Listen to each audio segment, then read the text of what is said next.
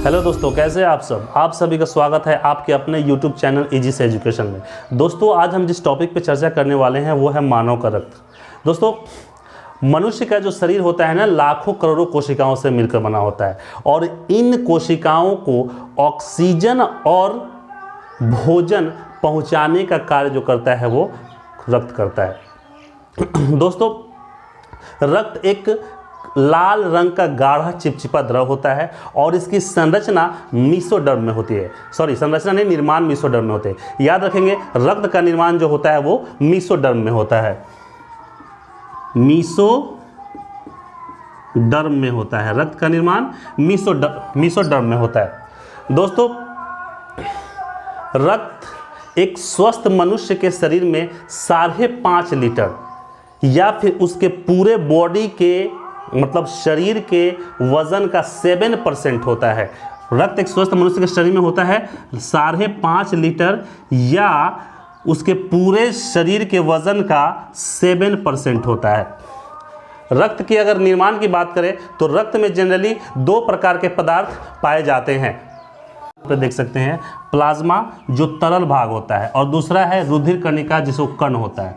Plasma तरल भाग यानी कि खून का जो लिक्विड वाला पार्ट होता है वो प्लाज्मा होता है और ये खून में लगभग 55 से 60% इसका अंश रहता है। मतलब प्लाज्मा जो लिक्विड पार्ट होता है खून में 55 से 60% होता है तरल भाग, और रुधिर कणिका की अगर बात करें तो ये 45 से 40% होता है।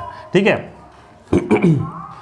अगर प्लाज्मा की बात किया जाए तो प्लाज्मा में 90% पानी होता है। प्लाज्मा के अलावा अगर रुधिर कणिका की बात करें तो रुधिर कणिका का एक रक्त में जो योगदान होता है वो 40 से 45% होता है और प्लाज्मा का होता है आपका 55 से 60%। ये जो रुधिर कणिकाएं होती है ना, ये 3 पदार्थों से मिलकर बनता है, मतलब 3 कण से मिलकर बनता है। पहला होता है RBC, दूसरा होता है WB, तीसरा होता है रुधिर पट्टिकाएं।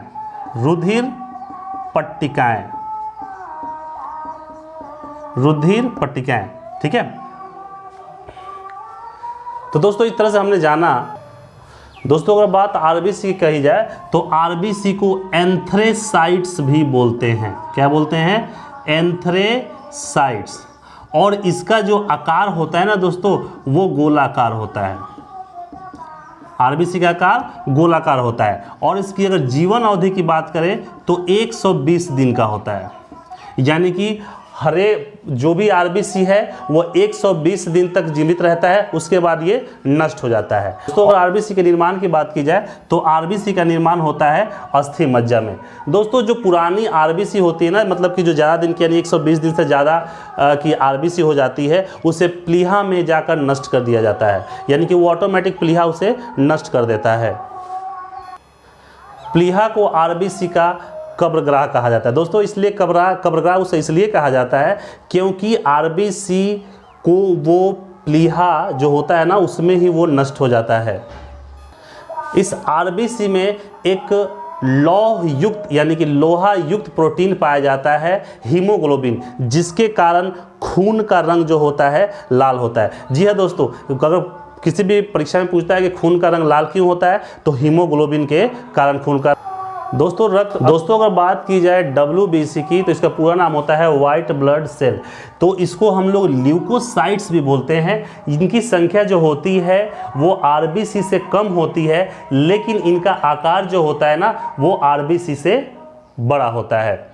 इसमें हीमोग्लोबिन नहीं होता है, जिसके चलते ये रंगहीन यानी कि इनका कोई रंग नहीं होता है, ये सफ़ेद होते हैं। इनका एक सबसे महत्वपूर्ण काम ये है कि ये हमारे शरीर में बाहर के जो जीवाणु होते हैं, जो हमारे शरीर को हानि पहुंचाने वाले होते हैं, उनसे हमारी सुरक्षा करते हैं। जैसे दोस्तों, आप लोगों ने ये देखा होगा कि हमें जल्दी से ही हम बीमार पड़ जाते हैं। कहीं कुछ भी वायरस जीवाणु हमारे शरीर पर अटैक करता है, हम बीमार पड़ जाते हैं। तो उन सारे जीवाणुओं को नष्ट करने का जो काम होता है ना, ये हमारा WBC होता है। अगर किसी के शरीर का WBC अच्छा है तो वो कभी जल्दी बीमार नहीं पड़ सकता है। इसलिए मैं बोलता हूँ कि ऐसी चीज़ों को यूज़ करें जिससे WBC आपका स्ट्रांग होता हो।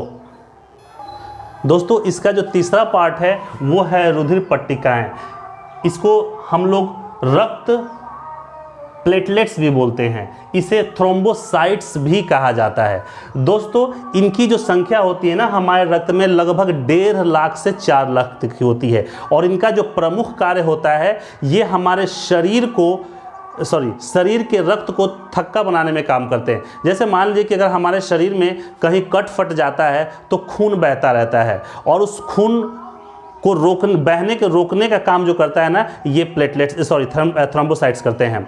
यानी कि अगर जिनके शरीर में थ्रोम्बोसाइट्स यानी रुधिर पट्टिकाणु या प्लेटलेट्स की कमी होगी, उनके शरीर में अगर कहीं भी कट फट जाए तो उनके शरीर से खून जो बहेगा वो रुकने का नाम नहीं लेगा।